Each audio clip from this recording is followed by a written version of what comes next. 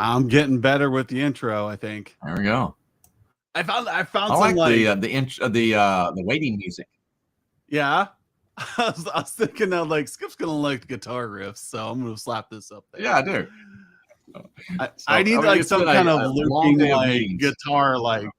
What was that? It's been a long day of meetings, so it has been. Dropped off my previous meeting and immediately clicked to join to this one, and you gave me just a few seconds there to chill out and listen to some guitar jams and get ready for this. Just to like be in the context of this meeting, like it's been a long year, like of meetings. Like we are at the tail end of 2023, and 2023 has been kind of a weird year for everyone anyways, because we started off in January, if you remember, like there's this huge recession looming, right? And crap, no one's going to buy this year. This is going to be a down year for MSPs. This can be a down year for consumers. So a lot of unknowns.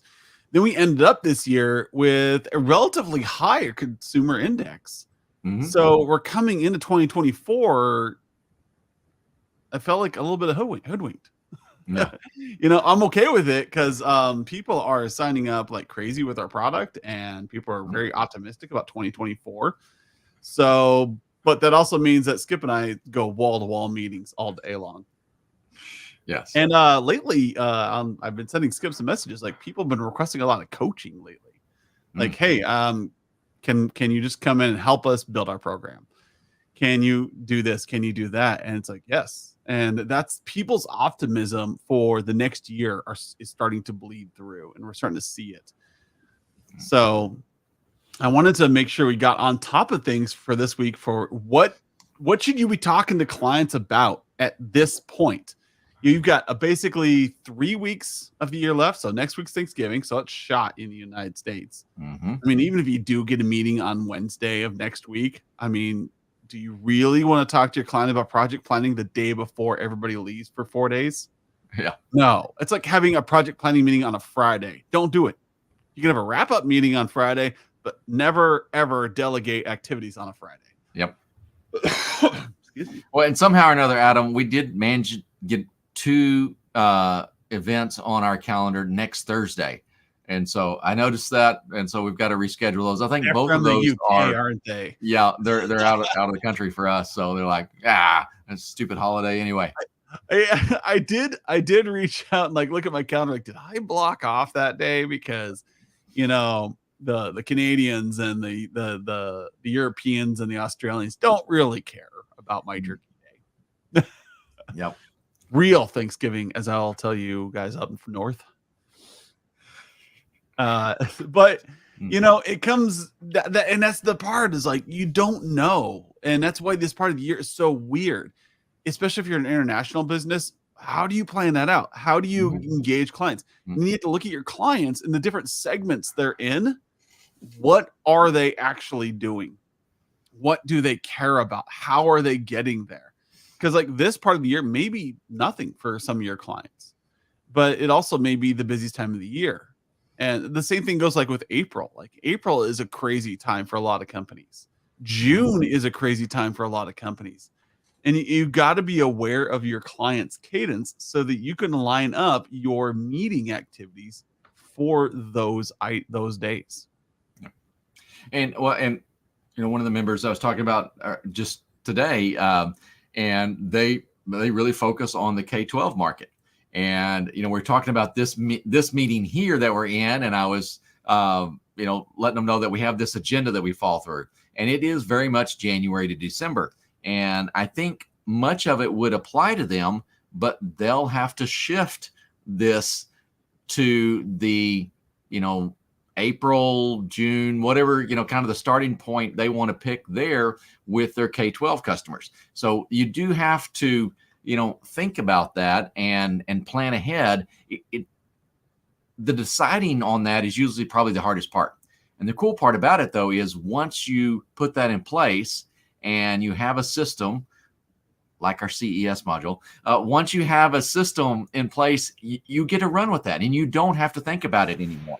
You can sit down and look at it and go, oh, I need to be having an annual budget meeting with this client in, April or whatever the time frame is. What are the closeout? And you just need to decide. You need to pick a plan and work the plan. And after that, things get much simpler. Yeah. South Africans don't care either. Thanksgiving, Richard, come on. This is like the best holiday in the United States, hands down. I agree. That's weird. Is I can see all these people on LinkedIn watching, but I can't see anybody in StreamYard. Excuse me. I got this cough. I think I got from somebody. I think Andrea gave it to me. So what I like to focus on, and so I was just pulling up my agenda over here. One is playbooks.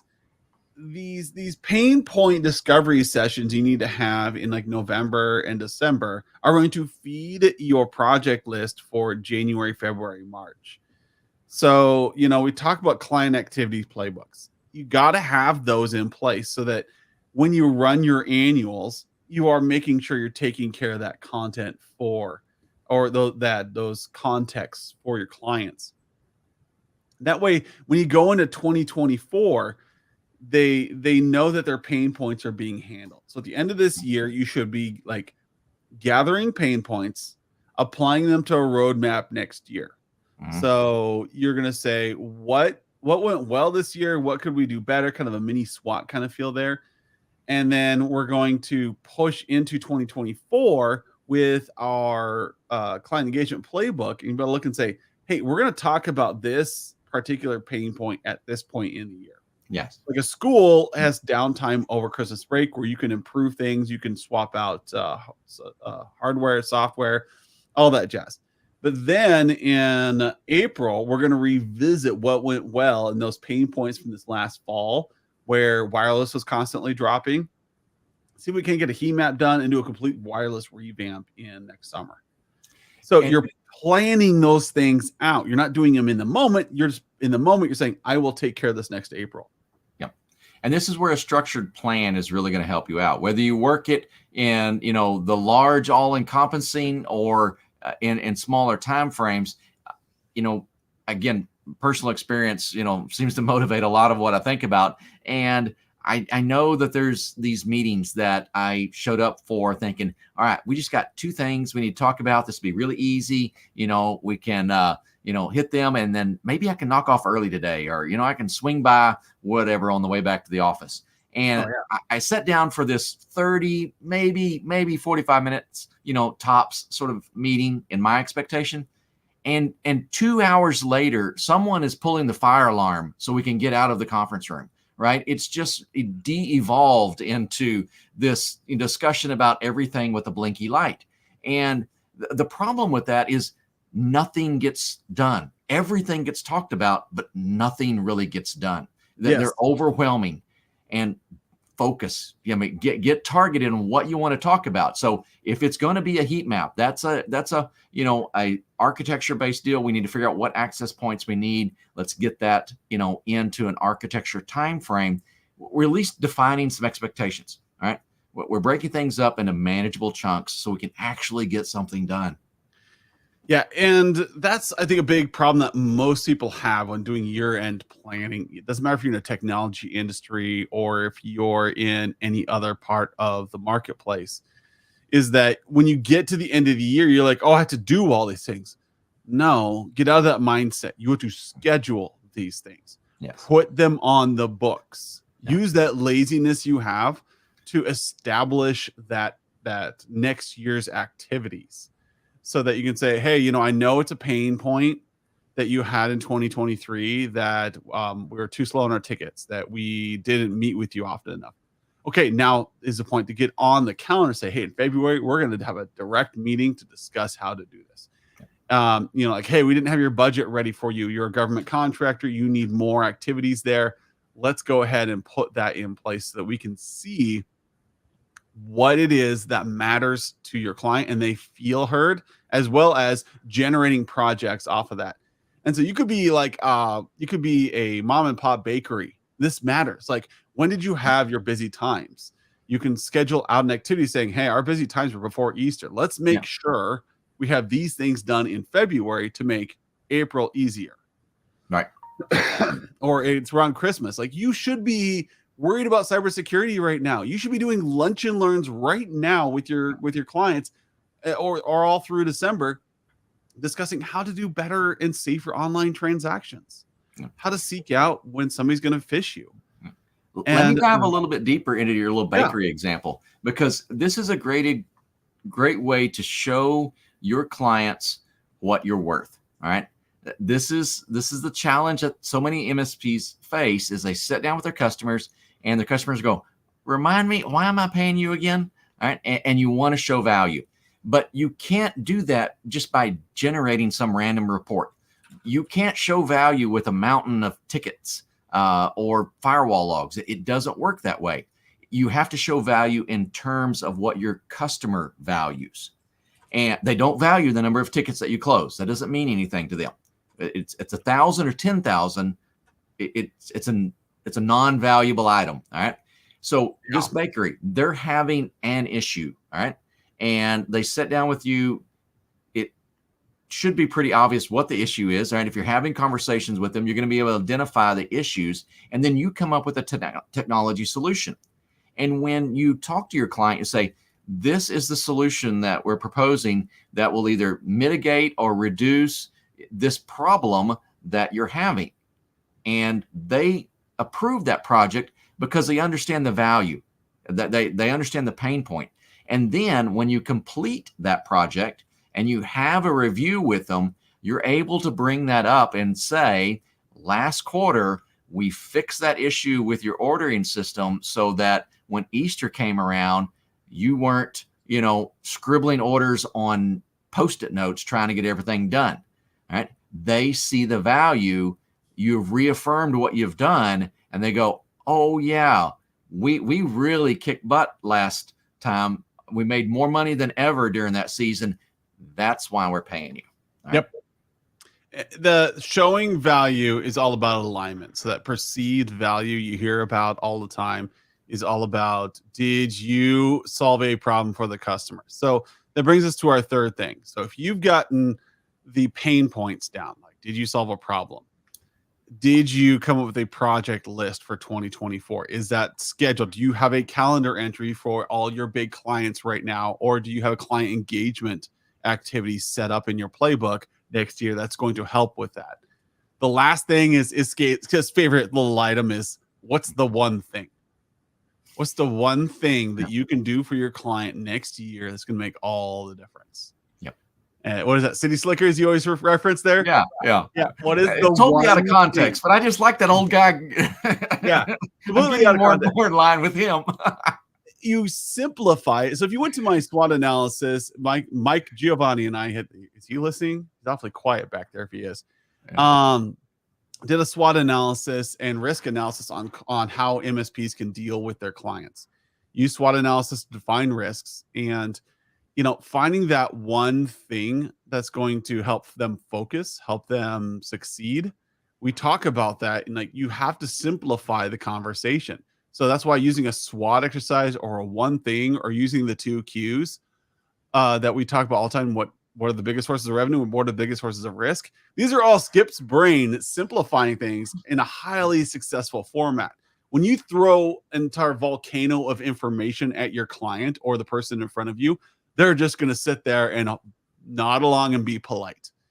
If you want them to action, you have to make it simple things. So ask your client today, what's one thing I can do better next year? What's one thing that would help your business out next year that would just make things a slam dunk for you?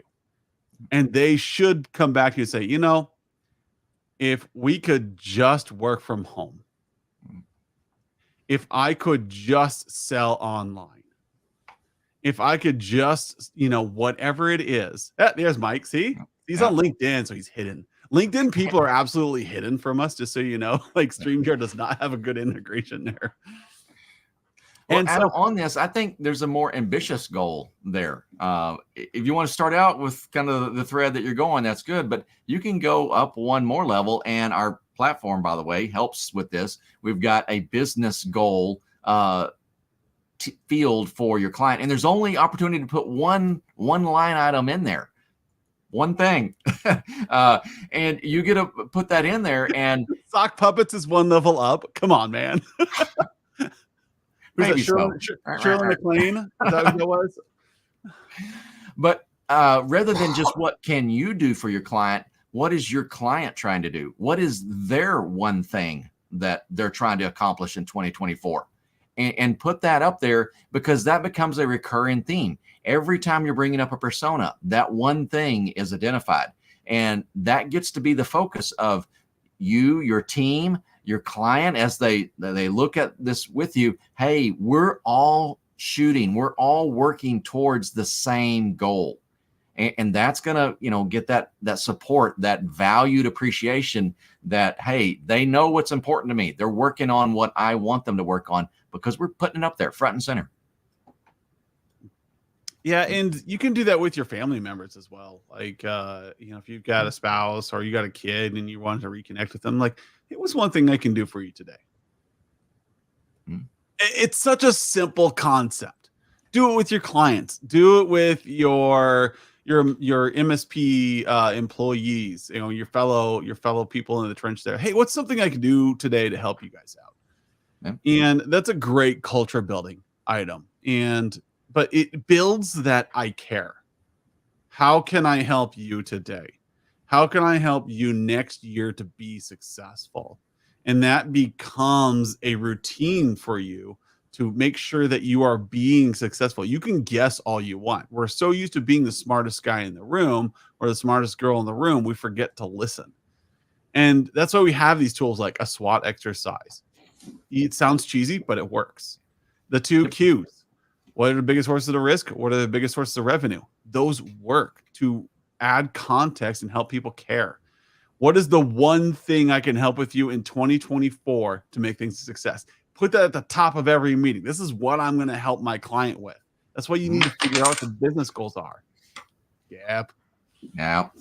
Fidgeting with things on his desk. Yeah. Well, hey, we got these cool little unicorn coins. So if you step the back off and you make them a coin. Yes. So I got something to fidget with. I'm a real techie guy. So I really want you guys to focus on that this year. I want you to think about that. That's the takeaway from this session. If you want to be successful, stop overcomplicating your annual planning sessions. When you go in and do an annual strategy session with your client, even ask them like, hey, you want to get a cup of coffee? I want to have a half an hour conversation about how we did and what we're going to do next year. We just added a smile back to our personas. Just been pushing for this for a while. Oh. And it's great because you can show your client, hey, we're doing really well, but I want to hear from you personally. What can I do to make you successful? And watch their brain turn off. Like you suddenly feel validated. So in your end of the year conversation, do a cup of coffee, do it over a pint, do a 15-minute phone call. It's a really quick thing that provides a lot of value and a lot of context to your year. So to wrap up this session, 1, IT Nation went really well for us. It was very busy and we lost a lot of sleep. 2, go through your list of clients and do you have activities scheduled in 2024? Or are you just going to run firefighting mode the whole time? 3, do you understand what the one thing is your client wants done next year? If you could do only one great win for them next year, what would it be? If you don't know what that is, find out. Absolutely. Call them. Schedule a session, do something with them so that you can add context, and it will give you sticky clients. You will win. Yep. So definitely comments here, Skip. Yeah, you want to make a plan and work the plan. That's kind of a common phrase, but there's a third step to that. Make a plan, work the plan, and review the plan. Me, definitely someone who suffers from analysis paralysis pretty often. The biggest issue with those plans is they're never perfect, right? And so they don't get rolling because we're still trying to make them perfect. Stop that nonsense. Just make a plan, start working the plan. Yes, You're going to change it, and that's okay. An imperfect plan implemented is still way, way better than zero planning. So now's your time. Really get serious about getting it ready for 2024. Yeah, a bad plan is better than no plan? Yes. Yep. Also, I had a client today. I was in a meeting today with a client, and they mentioned that we have done a terrible job of promoting our coaching program. And they're like, I so want to do this. And I know, Skip, you hate coaching, right? No, So I said, it used to be all we ever did. And so I went through and I added the coaching program back into our Stripe. I was like, oh my gosh, I totally have been dropping the ball. So it's been completely by request only. And so that's kind of put it out there to people. Like, there is a coaching program available for people who want to kick off 2024 and want that personalized attention from Skip or one of our coaches, where we can help you plan things out. If you go to this page, you can see what that's all about. At the bottom, there's add to your plan. You know, you can go in and pay for this and get that extra help that you've desperately wanted for years. So highly recommend you check that out. Also, I want you to know, like, this end of the year, this has been awesome. Try to fit in a few company contacts. Try to fit in a few annual sessions where you're just going to sit down with the client and review the year and ask about next year. If you do that, you're going to have a great year. And next year you're going to be a little less firefighting and a little bit more proactive. There you go. All right. Let's head out here, Skip. You know, I'm still recovering from IT Nation. I'm still tired. I need more naps. Yes. All right. See y'all next week. All right. See ya. Oh, no, in 2 weeks. I mean, oh, that's right. Yeah. Thanksgiving. Maybe I'll just post a big old picture of a turkey for 20 minutes next week. live stream my turkey next week. Turkey cooking. You got to have the little bubbling and everything. Oh, okay. I'll put a webcam on my oven. Yeah, there you go. All right. We'll see y'all later. See you.